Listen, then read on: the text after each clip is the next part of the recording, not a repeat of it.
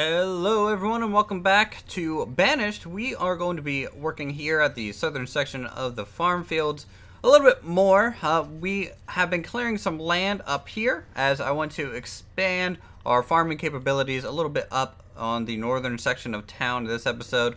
Also went ahead and built a few pastures just so that we can get some more animal production. Though our food is pretty stable right now. We're up to 50,000 food, which is the most we've ever had in this series. And to help facilitate this and to make this lower area actually work, what I've had to do is actually come over here and start producing just a small little village. And this small village is going to help subsidy the food income. It has two kind of gatherers huts here. It's got two foresters lodges.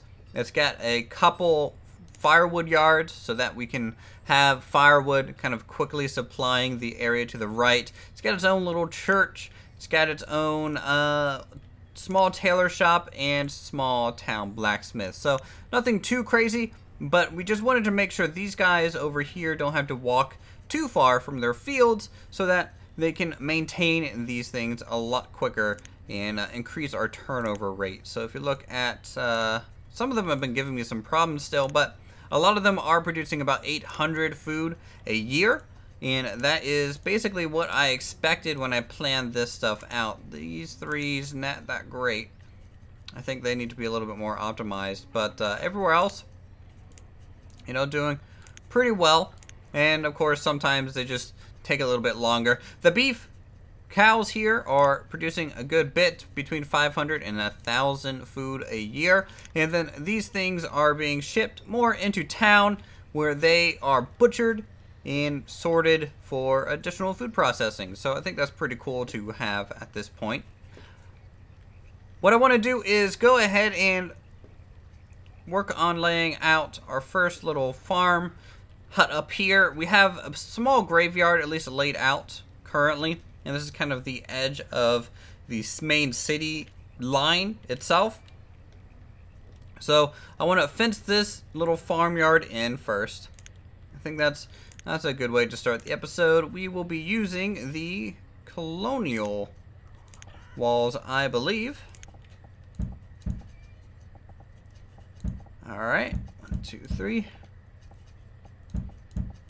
And we want to make sure they are not the ghost versions, because I want people to actually use the gates and actually look like they are pathing around these objects.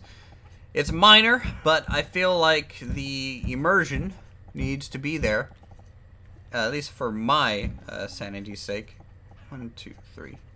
Okay, the only area that we'll use the ghost blocks are if we need to fit these fences into other already established fence lines, or if we need to go ahead and make a gate. I feel like having the ghost block for the gates works out just because of collision's sake. You want to make sure the area and entrance in is wide enough so people can access these things quickly. You don't want to have maybe a pathing bottleneck in these areas. So we need to go this way. 1, 2, 3. 1, 2, 3. Okay, we'll center this gate up here, and in fact I need to delete this corner and switch it out for a 3 kind of way wall here. Alright. And eventually we will be moving on to a new town. I want to get our stone and wood kind of farming area completely established at some point. Don't quite know when that's going to take place, but sometime soon, I hope at least. 1, 2, 3, 2, 3. And then we need the 3-way, and then the single. Delete this. Is this 3? Yeah, okay. So we're good there. I don't need to worry about that one. Let's also keep going up this direction all the way around. Now you guys can mix up your fence types. I'm not really doing that. I want all these things to look maybe a little bit more uniform than say they would normally, but You know, you can use the, you know, normal fences, maybe some wire fencing in here if you have more animal pens than I do. I have a lot more plants than animals. That's a, yeah, okay, so that'll line up. So that'll look cool. You can see we need 114 builders right now up here on the top right, but these fence structures don't take long to make. So I'm not really going to drastically increase the amount of builders we have. 1, 2, 3. 1, 2, 3, 4, 5. 4, 5. Okay, so that centers that up. 1, 2, 3. 1, 2, 3. 2, 3. 2, 3. Alright.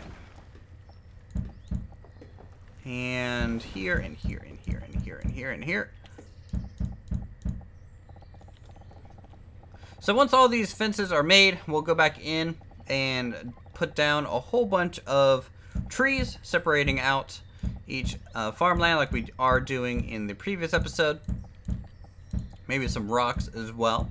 Hope for a trader soon because I want to buy some more animals for our new pastures instead of splitting our current ones. That is a method. However, during that time, the population will take a little bit to recover, and I don't really want to have to worry about that.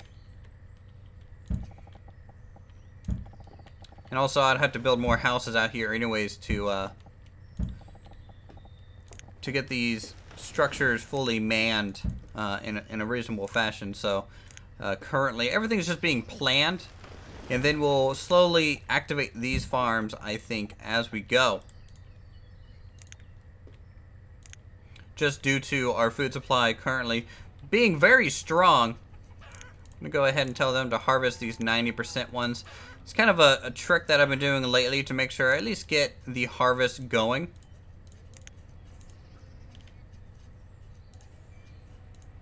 If possible.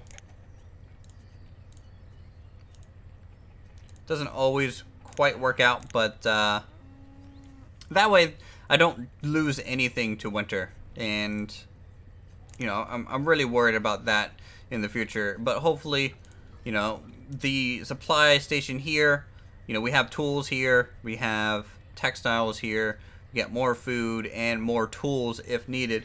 So, in reality, these guys shouldn't have to travel too far. I might have to make another small market-like thing up here to supply these more northern farms as well eventually. But that'll come once we are ready for them, more so than now. Bunch of people walking around though. The economy is pretty strong. You get a lot of movement between towns, a lot of movement in downtown areas. Maybe not so much in this one because a lot of processing and workstations are turned off. But as our fields grow, I'll be able to turn on, say, these oil presses and start making some oil. Things like seed oil probably and veggie oil. I'll kind of ignore chili oil for now. That's kind of a little bit more specific than I would think. So I think this one will do seed oil, and then this one will probably do veggie oil.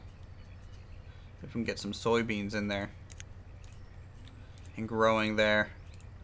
Warehouse is doing well. Laborers dying of old age. You know, normal stuff going on. Fields not being worked. Where are you? You're picking up resources. You're picking up resources. So I was reading online on why these guys get stuck, and it almost feels like they get stuck in the laborer's role. It's kind of a common bug. I did try to download a few mods to see if I could possibly get that fixed, but they don't seem to be working just yet. So we'll flip this around like so, and you get some gates. Gotta have gates in these areas. Just wouldn't make sense otherwise. And I just let the natural pattern of the door opening and closing every time we place the item down to dictate that orientation for us. We'll be able to fill in these dead spaces with trees too. Let's go ahead and get the family kind of property walled off as well. We'll get some wooden fences for this, I think.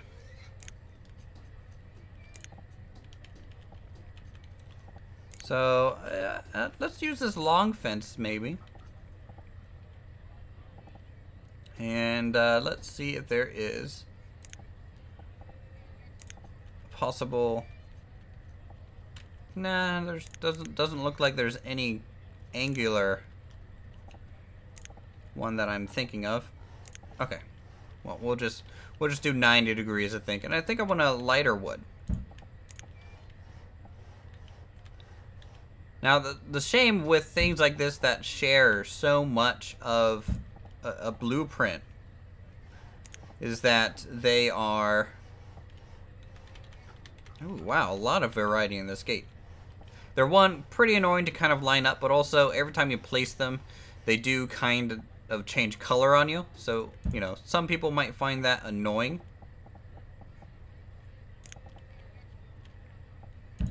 But as long as you remember the count, generally it's not too bad. So we'll just leave it like that, and I'll do some sort of ghost block to tie that field in there. Yep, this is a corner piece, so we will go in maybe 2. We'll do another corner.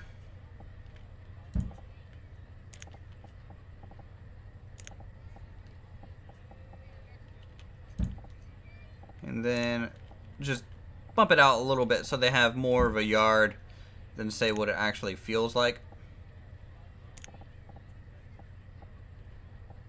1, 2, 3.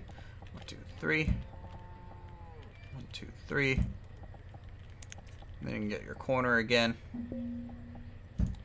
Looks like we got the merchant we've been looking and waiting for. So I have to go check on that here in a second. Another gate back here, possibly. This one can be just open all the way, I think. And then just a single fence to tie it all together that way.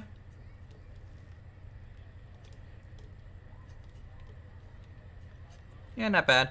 Once we get that yard place, I'll think about the actual decoration inside.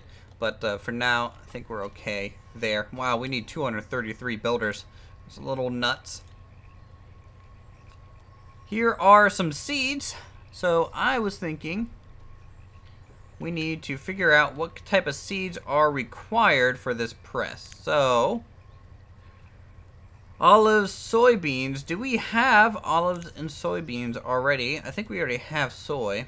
Yeah, we have soy. So let's just check out olives and see what if there's any in here. No, nope, no olive seeds. So that's pretty much non-existent. But we can buy a few things. You know, we can buy some peas, some Brussels. And, you know, maybe some beans. There we go. So, all 1,000 seeds, trade, and dismiss. There we go. Now we have some more seed options for our fields, which would be good. These, for kind of 3 plantations that are going up north, these are going to be probably hops or barley, depending on our...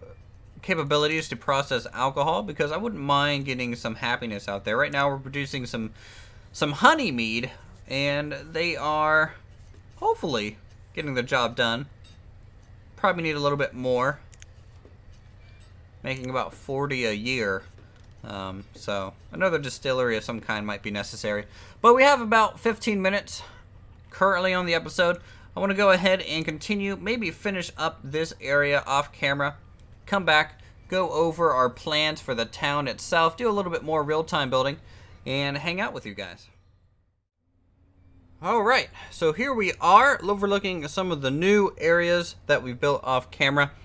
We get plenty of new fields, and all of these fields currently are growing oats. Oats is another variant that we can use to create flour. And I don't want to dedicate 100% of my wheat to flour going forward, just so that we can use some possibly as just a raw root food source, but maybe even just to keep around in case there's any other extra recipes that we need specifically for wheat. And plus, having some actual oats up here will mean we can activate the pretty cool stable that's down south, and this is going to create some domesticated animals and create some variety for us.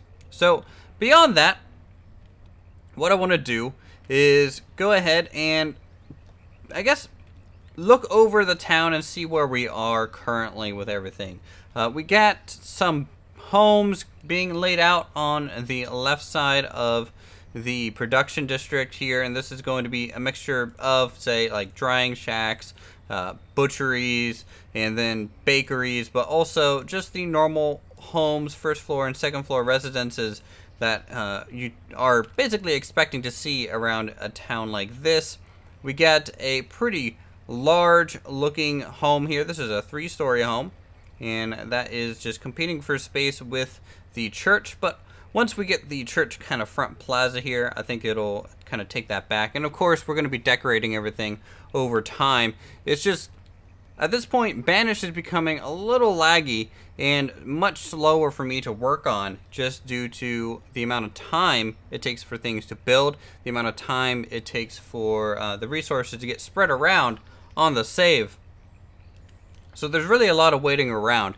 But the cool thing is, we are on year 101. We've gone 100 years in this Banished save, and we are currently at a pretty high population. 371 total adults, 62 children in school, and then 138 child just at home, kind of too young for school. So population is increasing. Now with this, our food supply is going down. However, you know, it's not really in an area where I'm totally worried about it right now. I can always, of course, buy food. We are a very wealthy region at this point in the save. But I'm just gonna go ahead and basically stop working on farms at this point, because it's starting, you know, I don't want to have 3 more episodes just working on farms. I'm gonna do this kind of off camera, but I want to go ahead and finish up this town next episode, get all of the dock works kind of placed, a lot of stuff along the river, kind of clean up all of these rough edges. You know, we have a lot of homes and a lot of kind of these town blocks and squares laid out. They just need the detail to kind of tie it all together. Currently, this feels a little not well planned out, is the feeling that I get when I look at this, but hopefully we'll get there. So beyond that, let's go ahead up here towards the north, follow the road along the river, and take a look here at our first town hall. And I want to take a look at the overview and see how we're doing. This is basically the year 100 in review episode. It is early autumn. We have 207 homes, 188 families, 571 total citizens. 99% of them are clothed, and 65% are educated. Now, our education dropped a little bit. I had to turn off our schools for a moment just so that I can get an influx of laborers. We had a momentary crisis of old people dying off and not quite enough people to take their place. No one's starving, so at least that is good. Population is fully working here. Our production of food is 61,000, and that's how much we use about every year as well. So our food is pretty much stable at this point. Same with clothes, 183, 188. Materials, dry goods. Dry goods and materials is basically what you use to kind of sell and make money. So that's good. Other than that, let's take a look at some graphs. This is the past 100 years of our population. Now, you can see we've been going pretty strong here for the about first 40 or so years. And at that point, we started running into that major food crisis. The first one was solved, and then we started moving down south. We were trying to get these farms started, and farms, you know, aren't really the best early game thing. They're a mid kind of tier item to start working on. So obviously our population took a major hit, You know, it was a long way for these people to travel. It wasn't quite a self-sustaining system yet. But as soon as that happened, you can see our population kind of just gather itself, return, flatline for a little bit, because I wasn't building any more houses. We just had people kind of working their day-to-days. Here lately, we built a whole bunch more homes, so our population has spiked in the last 2 years of the game itself. If you want to take a look at maybe, say, let's go with tools. Tool production's pretty good. Not much there. This is just materials. And let's go citizens. You can see happiness relatively high. It's about in the 85-90% grade. Same with health. Health is probably a little bit higher than happiness generally. I don't know why it says I have 5 hearts of happiness right now. Oh, that's health. Happiness is the stars. There we go. So health is great over happiness. But we are using some ale at this point, so hopefully happiness will continue to stay a good level. Education, we took a major drop about this point here, and I think this was when we were stabilizing the community down south. We went almost to 100%, but because I needed laborers, that kind of dropped off here lately. But that'll recover, I think, relatively quickly. So I think that's it for us on Banished today. If you guys are enjoying this series, go ahead and hit that like button. Leave me a comment down below on what you think of our farm fields. It is pretty large of a space here. I love the trees kind of going through the different fields and bisecting a lot of these lands, but I think we just need to work on the town going forward. Anyways, thank you guys so much for watching. If you guys want to check out more of my channel, feel free to do so. I do a bunch of creative goodness such as this. So until next time, I'll see you all later.